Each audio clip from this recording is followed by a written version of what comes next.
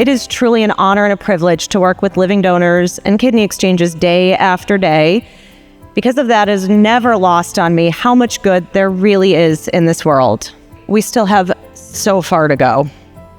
Every transplant team has one goal: to get more people across that finish line to transplant. But how do we reach those would-be donors out there?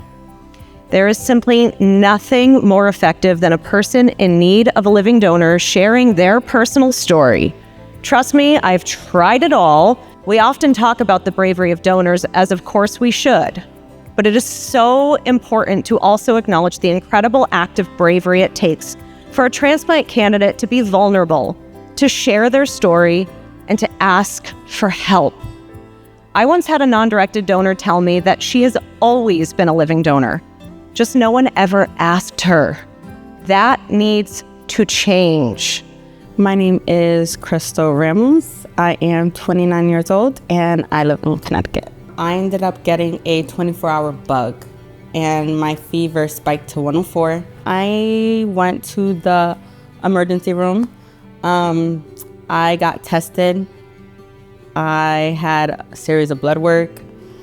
It came back that my kidney levels were elevated. I felt weak for almost 2 weeks. I was throwing up. I slept all day. I was extremely tired, like 24/7. I didn't even want to leave my house. At first, when they approached the situation with the microsite, I was completely against it. I felt, in other words, it was me begging people to help me, and I didn't like it. I wasn't really optimistic about the whole thing. I was like, I'm just gonna put my story. And then they started talking to me more about dialysis and how long I'll be on the list for. And I was like, well, I think my only option is to promote my story, because otherwise how are people gonna know what I'm going through? So I didn't expect for people to just jump up and just offer me a kidney. So I didn't really think I was gonna get blessed with a living donor. I'm like, I'm gonna do whatever it takes, but I'm finding me a donor. I did TikTok, I did Instagram, Snapchat, I did it all. The more people that hear about it, the better. And just cross my fingers and just hope that somebody will have it in their heart to be like, you know what, I'm gonna donate to her. I received a call from one of my doctors and they said that they finally found a donor, and I just bursted out crying. I'm Jasmine Dupan, 45, and I live in Cromwell, Connecticut.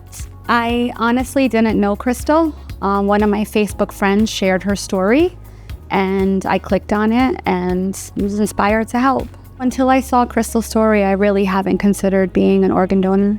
My thought process behind being an organ donor was really not much thought into it. When I first read Crystal's story, I was so saddened for her health conditions. She's young, she's about to get married, she has 2 young kids. So I said, why not? And the story brought me right to a little microsite. And they had you take a little pre-assessment test, and Hartford Hospital transplant reached right out to me within a few days, and within 6 months I donated my kidney. The whole experience of donating my kidney is it's like a blessing, honestly, because I'm in the same health as I was, which is a beautiful thing, of course. Crystal, the person I started this for, we have spoke, and she reached out to me and she invited me to her wedding. And she said that I'm the main reason why she can donate. I mean, she can walk down the aisle healthy, and she's doing amazing because, we're Facebook friends now, we're official. And she's healthy and doing great. And the person that received my kidney, he's doing amazing from his letter. So that's all I could ask for. Over the years, I've had countless transplant candidates ask me to share their story for them. And until microsites came along, that is simply something I did not have the capacity to do.